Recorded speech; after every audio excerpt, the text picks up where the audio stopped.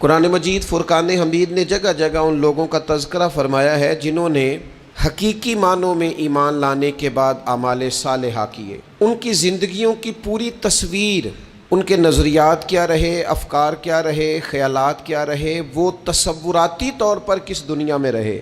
سب سے زیادہ انسان سکون میں یا تکلیف میں ذہنی طور پر ہوتا ہے۔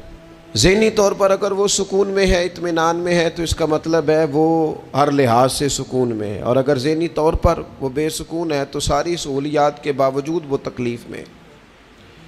اللہ تعالیٰ نے اپنے ان بندوں کی صفات کا خود ذکر فرمایا۔ قرآن مجید دیکھیے گا، فرمایا ان الذین آمنوا وعملوا الصالحات، وہ لوگ جو ایمان لائے اور انہوں نے نیک اعمال کیے، اولئک ھم خیر البریہ، فرمایا یہ تمام مخلوق سے بہتر لوگ ہیں۔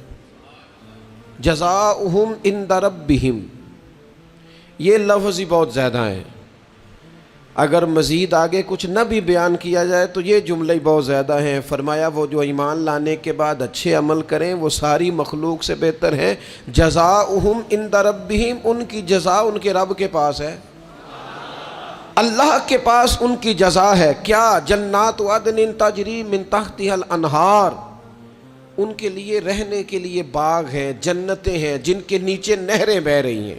اور فرمایا ایسا نہیں ہے کہ یہ انعام انہیں عارضی طور پر دیا جائے گا، خالدین فیہا ابدا، وہ اس میں ہمیشہ رہیں گے،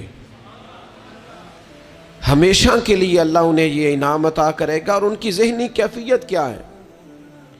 یہ ایک اہم نقطہ ہے جہاں بہت ساری دنیا الجھی ہوئی ہے اور قرآن پاک سلجھاتا ہے۔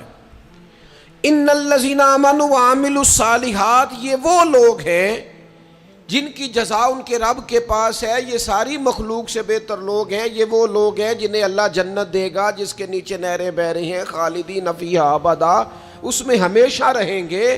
لیکن آگے جا کے اختتام پہ ان کی جزاؤں میں سے جو ایک جزا بیان کی وہ بڑی قیمتی ہے۔ ذہن کے اندر بہت ساری آزمائشوں، بہت سارے سوالات کو حل کرنے والا مسئلہ ہے۔ جنتیوں کو رب ایک جزا دے گا، وہ لوگ جو ایمان لانے کے بعد اچھے اعمال کریں گے، وہ جو ساری مخلوق سے بہتر لوگ ہیں، ان کی ایک جزا بیان کی، ان کا ایک انعام بیان کیا۔ خالق فرماتا ہے ان پر میرا انعام یہ ہے کہ رضی اللہ عنہم ورضوا عنہ، فرمایا اللہ ان سے راضی ہے، وہ اپنے اللہ سے راضی ہیں۔ بڑی سونی زندگی ہے، راضی خوشی زندگی گزار رہے ہیں، بڑے خوبصورت لوگ ہیں، مقام تسلیم و رضا پہ ہیں، وہ نہ خوشی خوشی۔ حضرت امام غزالی رحمۃ اللہ علیہ فرمایا کرتے تھے اللہ تو بڑا کریم ہے، راضی ہو جاتا ہے، اصل تو بندے کا راضی ہونا ہے، جو راضی ہوتا ہی نہیں، ایک چیز دے دو تو ایک اور مانگتا ہے، ایک ڈیمانڈ پوری کرو تو ایک اور ڈیمانڈ کر دیتا ہے۔